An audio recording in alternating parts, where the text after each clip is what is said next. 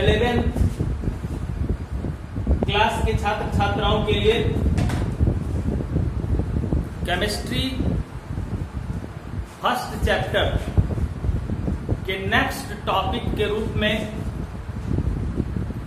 Dalton's का परमाणु सिद्धांत अर्थात डाल्टन का परमाणुवाद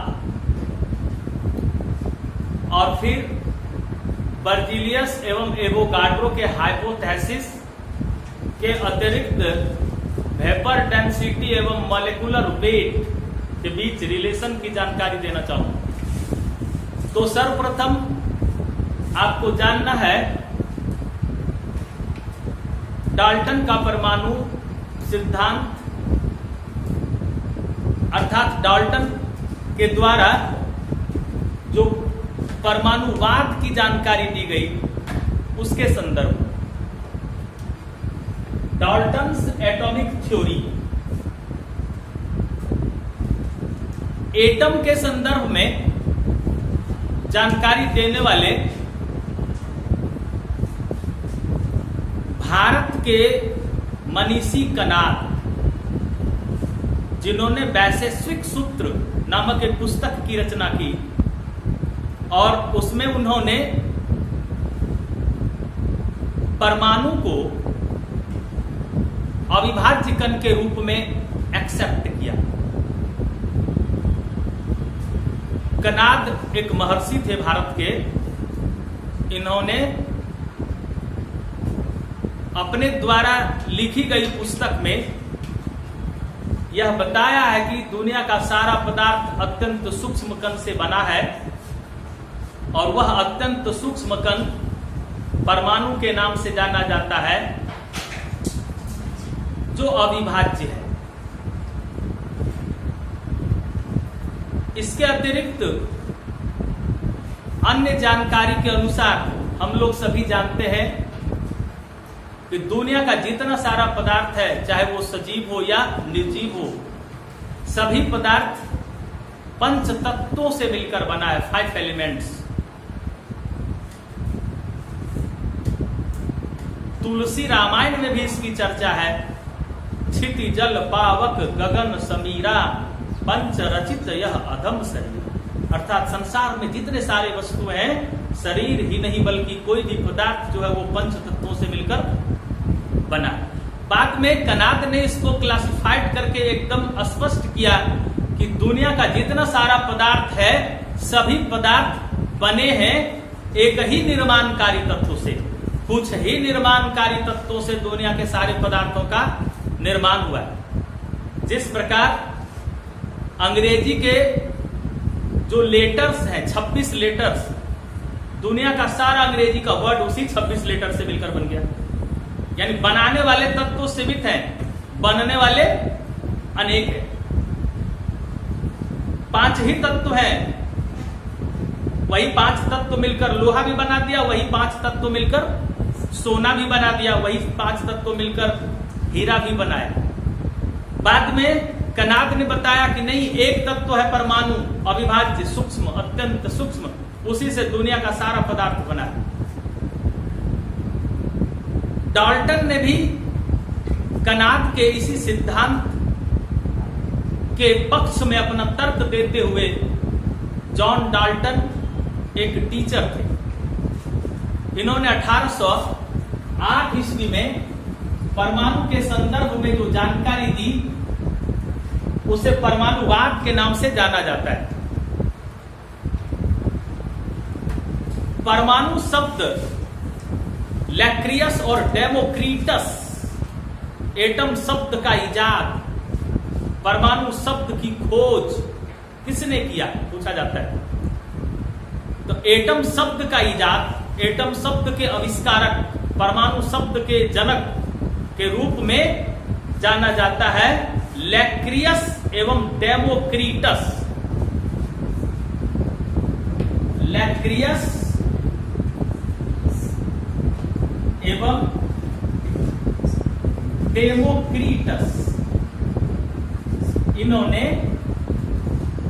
एटम अर्थात परमाणु शब्द की प्रारंभिक जानकारी थी।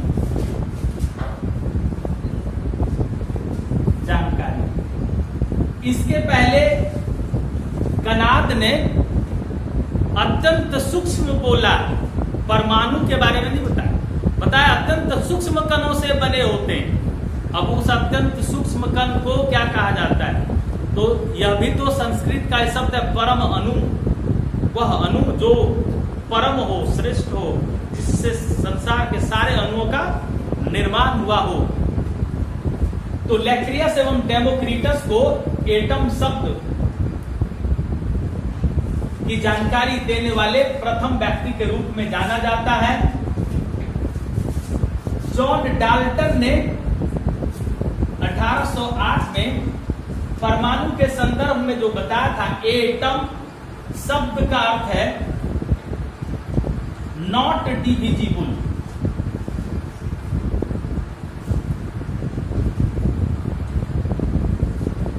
इसका अर्थ होता है अविभाज्य।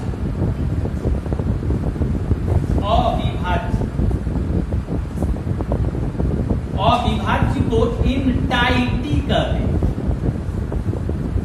यानी एटम शब्द का अर्थ हम सामान्य अंग्रेजी में नॉट डिविजिबल कह सकते हैं, और उसी को इनटाइटी के नाम से जाना जाता है। इनटाइटी का मतलब जो टूटने लायक ना हो। तो परमाणु अविभाज्य है। अब जॉन डाल्टन का जो कंसेप्ट सामने आता है परमाणु के संदर्भ में, जॉन डाल्टन ने परमाणु की परिभाषा दी। परमाणु की परिभाषा अंत में लिखाऊंगा। पहले परमाणु के संदर्भ में डाल्टन ने जो भी बातें कही, उन सभी बातों को मिलाकर एक नई विचारधारा उत्पन्न हुआ। उस विचारधारा को जॉन डाल्टन के परमाणुवाद के नाम से जाना जाता है। लिखना है जरा इसको। जॉन डाल्टन ने परमाणु के संबंध में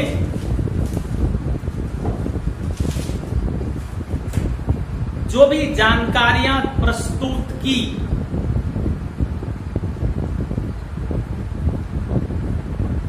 उन्हें सम्मिलित रूप में परमाणुवाद कहते हैं।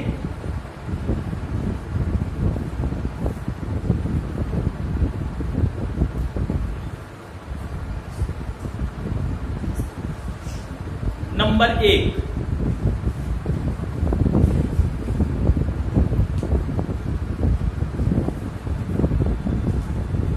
सभी पदार्थों का निर्माण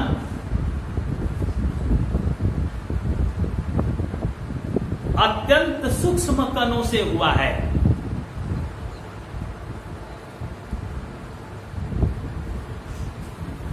ये अत्यंत सूक्ष्म कण परमाणु कहलाते हैं।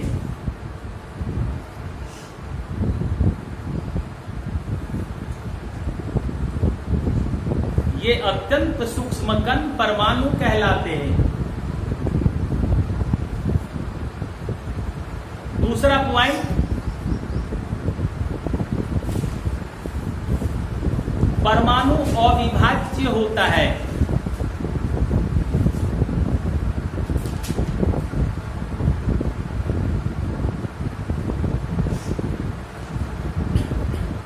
तीसरा, परमाणु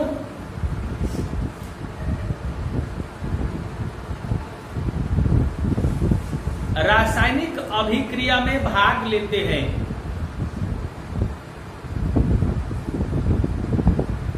परमाणु रासायनिक अभिक्रिया में भाग लेते हैं।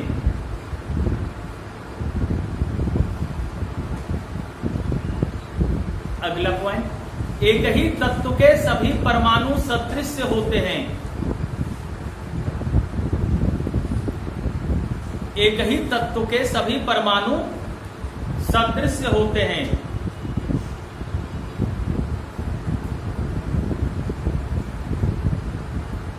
नेक्स्ट पॉइंट, अलग अलग तत्व के सभी परमाणु असदृश होते हैं।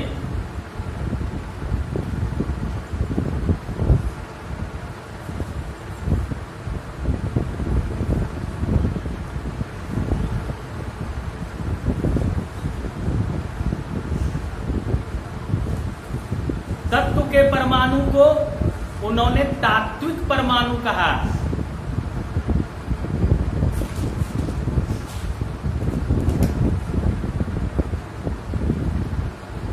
तत्व के परमाणु को उन्होंने तात्विक परमाणु कहा।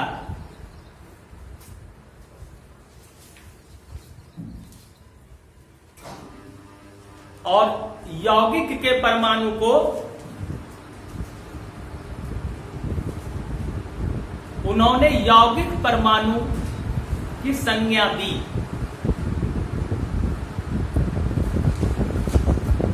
यौगिक परमाणु की संज्ञा दी, पारा चेंज करके यौगिक परमाणु को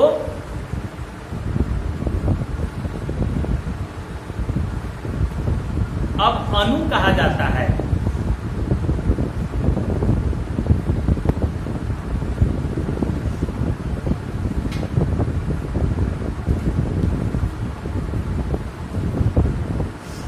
अब परमाणु की जो परिभाषा होगी, पहला पॉइंट कहता है अत्यंत सूक्ष्म कणों से बना है, दूसरा कहता है अविभाज्य है, तीसरा कहता है रासायनिक अभिक्रिया में भाग लेते हैं।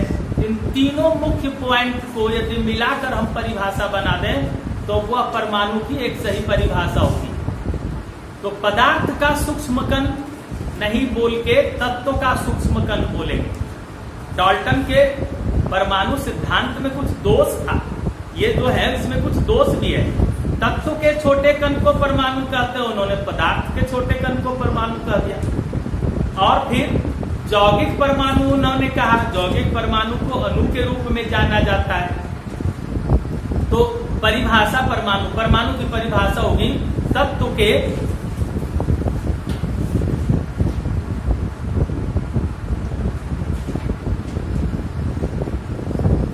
तत्व का सूक्ष्मतम एवं अविभाज्य कण। तत्व का सूक्ष्मतम एवं अविभाज्य कण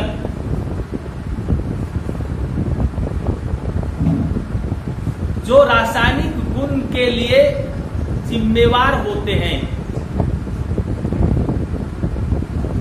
परमाणु कहलाता है।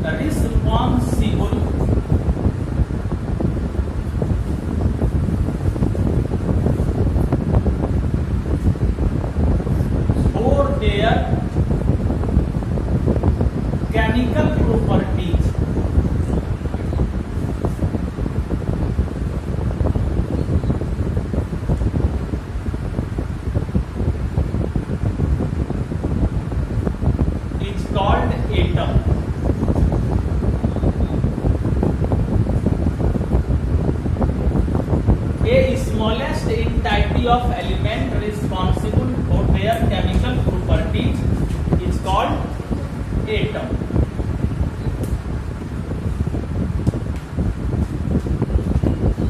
डाल्टन्स एटॉमिक थ्योरी की जानकारी दी गई।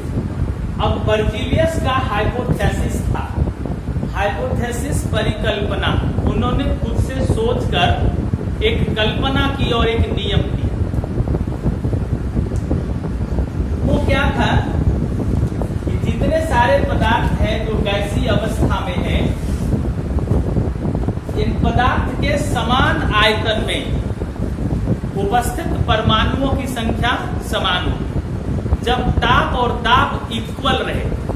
जैसे कोई पदार्थ है A और इसका आयतन है V, फिर कोई पदार्थ है B, इसका आयतन वही है, समान आयतन। फिर कोई पदार्थ है C और इसका आयतन है, ये आयतन बराबर है। ये कब हो सकता है? जब ताप बराबर होगा और दाब बराबर होगा, तभी उनके आयतन बराबर हो सकते हैं।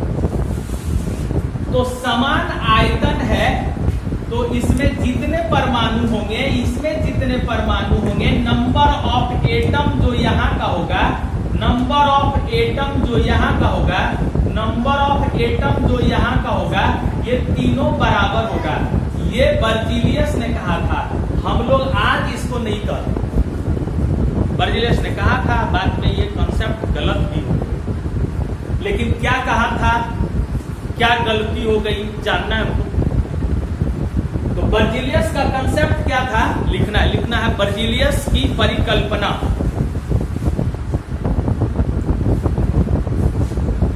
बर्जीलियस हाइपोथेसिस, समान ताप एवं दाब पर, समान ताप एवं दाब पर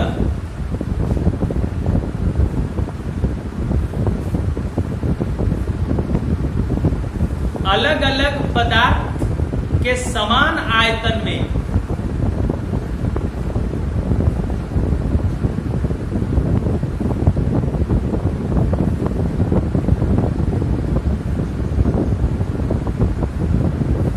परमाणुओं की संख्या समान होती है।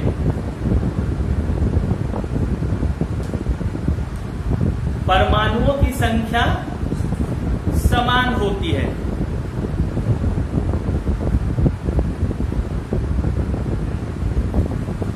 इसको भी नोट कर लें।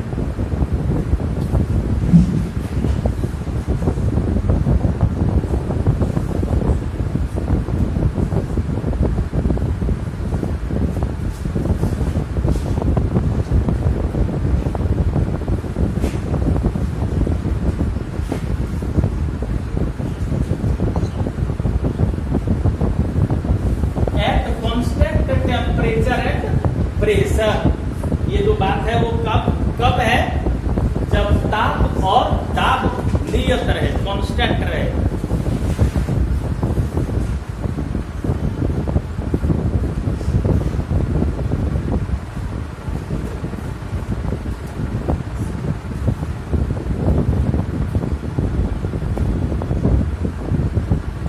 नाइट्रोजन हाइड्रोजन से अभिक्रिया करता है,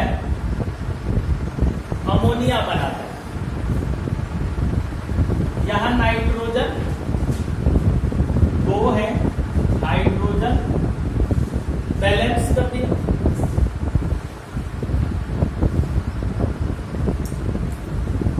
इसमें नाइट्रोजन का कितना आयतन है?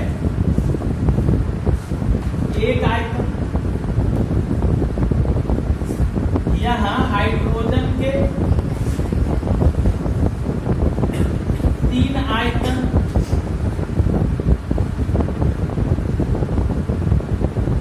और यहां अमोनिया के 2 आयतन।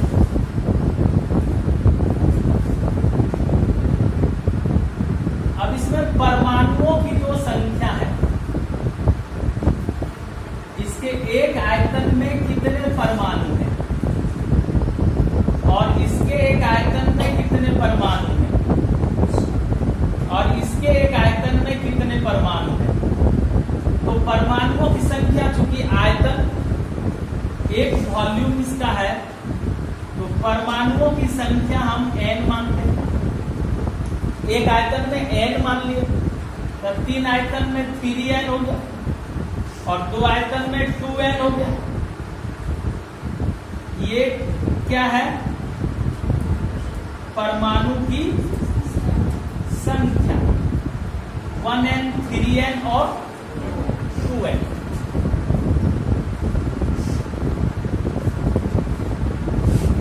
अब परमाणुओं की संख्या ये एक आयतन में है और ये 3 आयतन में है। 3 आयतन में आयतन बदल रहा है इसका, समान आयतन में न बोला गया, आयतन बराबर रहना चाहिए तब तो परमाणुओं की संख्या बराबर होगी। यहाँ परमाणुओं की संख्या बराबर है क्या? यहाँ 1 n परमाणु है, यहाँ 3 n परमाणु है और यहाँ 2 n परमाणु है। तो ये परमाणु की संख्या अलग अलग क्यों है? इसलिए कि आयतन सब जगह अलग अलग है। और बर्जिलियस का कंसेप्ट क्या था कि समान आयतन में परमाणुओं की संख्या बराबर होती है। तो एक आयतन में यहाँ कितना है? 1n। एक आयतन में, तो यहाँ एक आयतन में कितना होना चाहिए? यहाँ यहाँ जो होगा वो 3 से भागा, तो यहाँ जैसे लिखा जाएगा तो ये n/3 मल्टीपल में जाएगा, या n/2 मल्टीपल में जाएगा।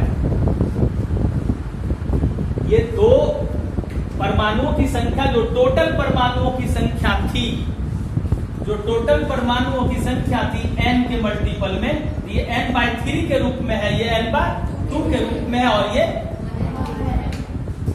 तो परमाणु अविभाज्य हो सकता है क्या? परमाणु, डाल्टन ने कहा परमाणु टूटेगा नहीं, तो यहाँ परमाणु टूट रहा है ना, 3 से भागा पड़ रहा है। यहाँ परमाणु टूट रहा है ना, 2 से भागा पड़ रहा है। यह डाल्टन के परमाणु सिद्धांत का पालन नहीं करता है। जब डाल्टन के परमाणु सिद्धांत का पालन नहीं करता है, बर्जिलियस का कंसेप्ट रॉन्ग हो गया। n/3 होने के कारण यह डाल्टन के परमाणु सिद्धांत का पालन नहीं करता। अब जब यह बर्जिलियस का कंसेप्ट गलत हुआ तो कंसेप्ट लाया गया किसका? फिर एवोगाड्रो का। एवोगाड्रो के अनुसार जो कंसेप्ट था वो लिखना है। एवोगाड्रो की परिकल्पना,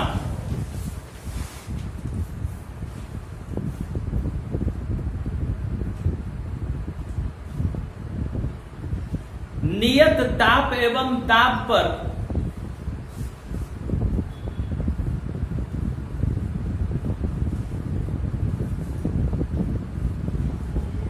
अलग अलग गैसों के समान आयतन में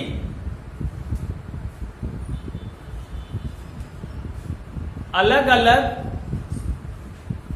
गैसों के समान आयतन में अणुओं की संख्या समान होती है।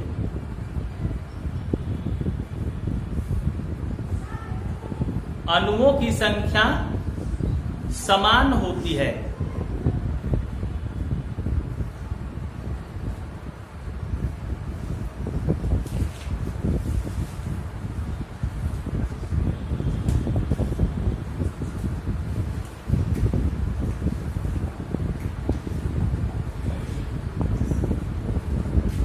At constant temperature and volume सबका बराबर है, तो अणुओं की संख्या बराबर होगी। नंबर ऑफ एटम बराबर नहीं होगा, लेकिन नंबर ऑफ मॉलेक्यूल बराबर नंबर ऑफ मॉलेक्यूल, और फिर इसमें नंबर ऑफ मॉलेक्यूल ये बराबर होगा। अणुओं की संख्या समान,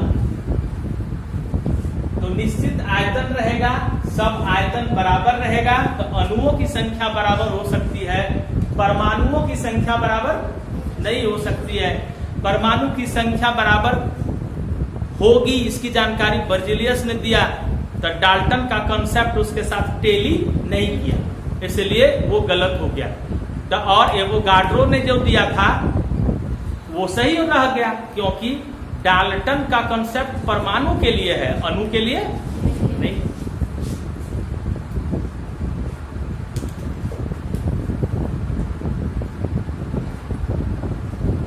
वेपर डेंसिटी के बारे में जानना है। वाष्प घनत्व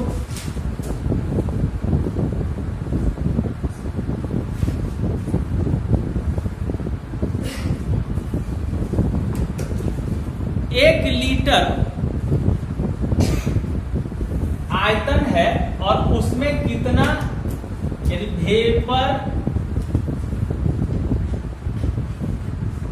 डेंसिटी, वेपर तो वाष्प हो गया, डेंसिटी घनत्व हो गया, वाष्प घनत्व। तो किसी वेपर के लिए यानी गैस के लिए जो वेपर फॉर्म में कन्वर्ट होता है उसका जो घनत्व होगा वो द्रव्यमान बटे आयतन, द्रव्यमान और आयतन के अनुपात को ही ना घनत्व कहते हैं। अब जो डेंसिटी की बात यहां आती है, नॉर्मल टेम्परेचर पर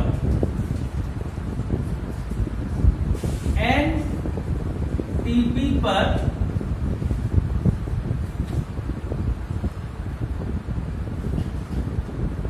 दिए गए आयतन यानी 1 लीटर वॉल्यूम का द्रव्यमान और एनटीपी पर, यानी ये किसी भी गैस के लिए, चाहे वो नाइट्रोजन हो या वो अमोनिया हो, कोई भी गैस है उसका 1 लीटर का जो द्रव्यमान होगा, और एनटीपी पर हाइड्रोजन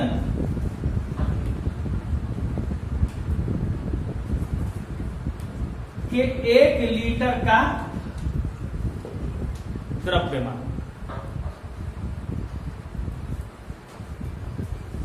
पहले यदि हम ग्राम की बात करते हैं, एनटीपी पर किसी गैस का आयतन यदि फिक्स रहता है, यहां 1 लीटर अभी हम फिक्स नहीं करते हैं, एनटीपी पर किसी गैस के दिए गए आयतन यानी गिवन वॉल्यूम, ये हो गया गिवन वॉल्यूम का द्रव्यमान, और एनटीपी पर हाइड्रोजन के फिर गिवन वॉल्यूम का द्रव्यमान। तो यहां जो द्रव्यमान है वो 1 वॉल्यूम का द्रव्यमान, और फिर यहां जो हो जाएगा हाइड्रोजन का, तो हाइड्रोजन के 1 अणु का जब भी द्रव्यमान होता है तो 2 इंटू, क्योंकि H2 है ना हाइड्रोजन का, तो 2 गुना हाइड्रोजन का द्रव्यमान, 2 इंटू 1 वॉल्यूम हाइड्रोजन का द्रव्यमान, ये वाष्प घनत्व।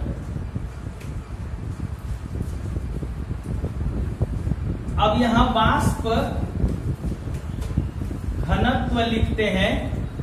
1 वॉल्यूम के द्रव्यमान को क्या कहा जाएगा? अनुभार, मोलर द्रव्यमान, इसको सूचित करते हैं m से, और ये हो गया 2 वॉल्यूम का द्रव्यमान, यहां भी है वॉल्यूम का द्रव्यमान, तो m मतलब अनुभार, m का मतलब क्या हो गया? अनुभार बराबर 2 गुना वाष्प घनत्व। ये सूत्र हो, किसी भी पदार्थ का वेपर डेंसिटी हमको मालूम है तो हम अनुभार निकाल लेंगे, अनुभार मालूम है तो हम वाष्प घनत्व की परिभाषा में बोल सकते हैं कि अनुभार के आधे मान को वाष्प घनत्व कहते हैं।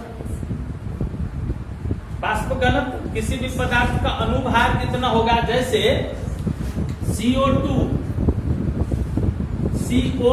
कार्बन कितना है? कार्बन 12, ऑक्सीजन 32, ये हो गया 44। अब 44 हो गया अनुभार। अनुभार में 2 से भागा दे देंगे तो 22 हो जाएगा। पूछा जाएगा CO2 का वेपर डेंसिटी कितना होगा, 22। इसी तरह यदि C6H12O6 ग्लूकोज है, कार्बन का 12 गुना, हाइड्रोजन का 1 गुना, ऑक्सीजन का 16 गुना,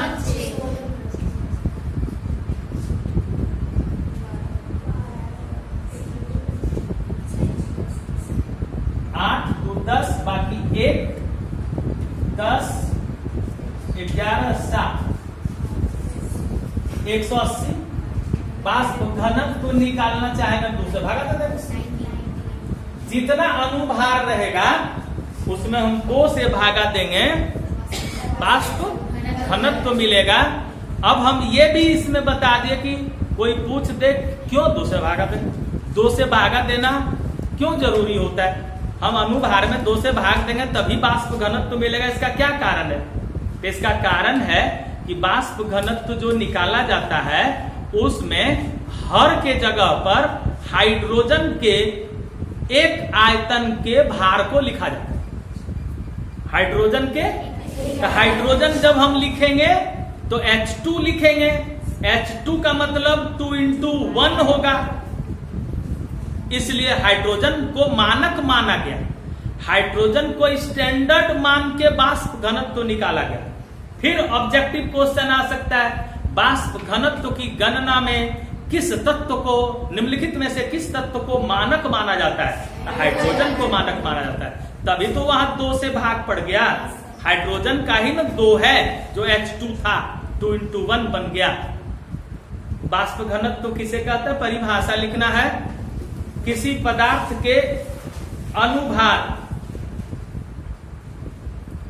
किसी पदार्थ के अनुभार के अर्धमान को, अर्धमान को वाष्प घनत्व कहते हैं।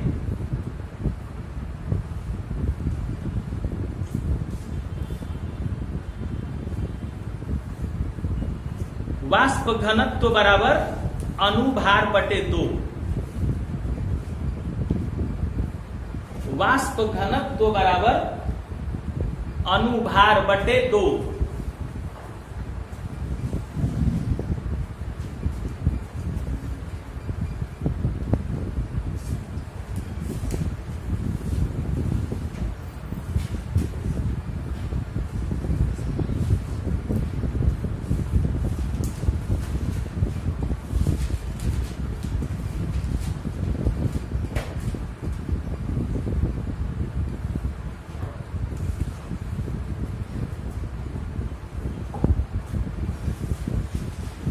एक अणु का आयतन, किसी भी गैस के या द्रव के एक अणु का आयतन कितना होता है? एक अणु, जैसे H2 के एक अणु का आयतन कितना होगा? N2 के एक अणु का आयतन कितना होगा? NH3 के एक अणु का आयतन कितना होगा? यानी कोई भी गैसीय पदार्थ है तो उसके एक अणु का आयतन कितना होगा? या फिर द्रव वाला में जो पदार्थ है जैसे HCl, द्रव हाइड्रोक्लोरिक एसिड, उसके एक अणु का आयतन कितना होगा? 22.4 लीटर। ठीक, 22.4 लीटर लिखना है। किसी द्रव या गैस के, किसी द्रव या गैस के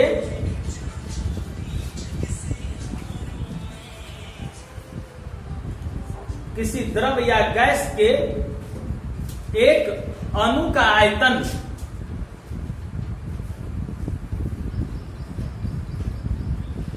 22.4 लीटर होता है।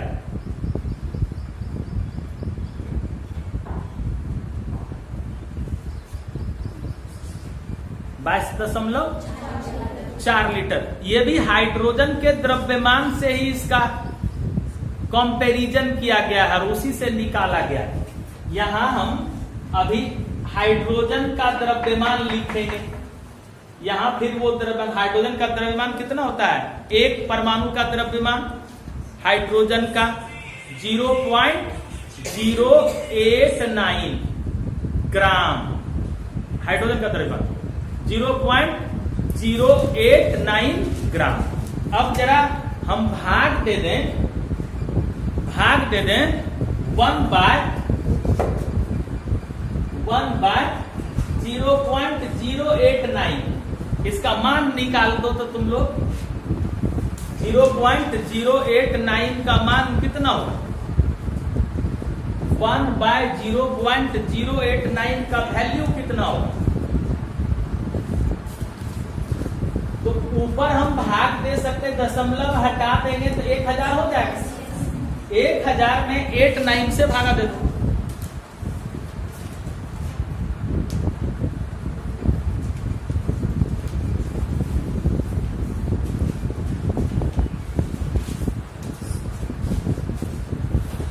एट नाइन से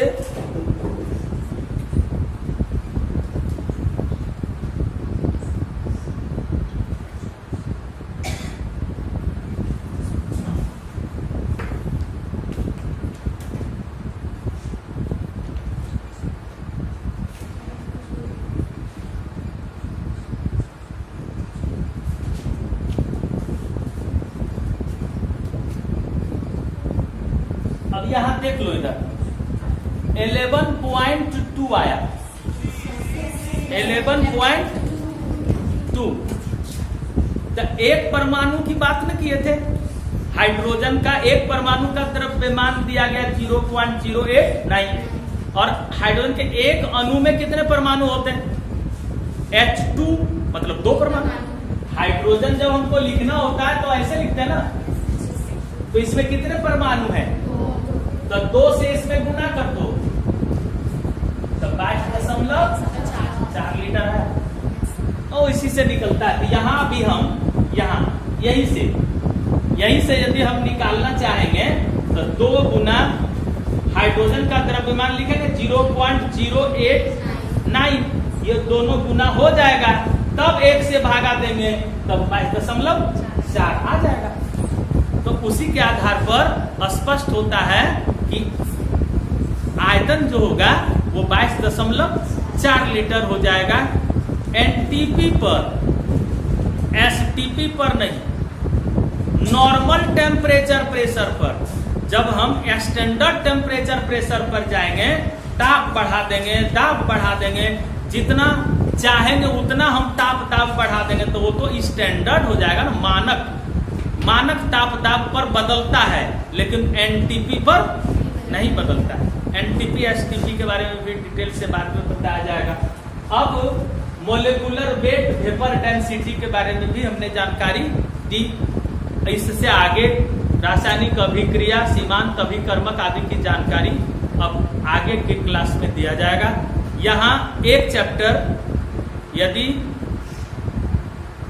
जो बुक जिसके पास अवेलेबल है, तो जो पढ़ाए हैं सब बुक में अलग अलग ढंग से मिलाया है टॉपिक को, लेकिन एकदम सेपरेट यदि बनाना है तो अच्छा से लिखा हुआ है भारती बुक, तो उसको बनाने से पहला चैप्टर कंप्लीट हो जाए। फिर दूसरा बुक भी है तो बनाना है, इसी तरह आगे बताते जाएंगे, सब बनते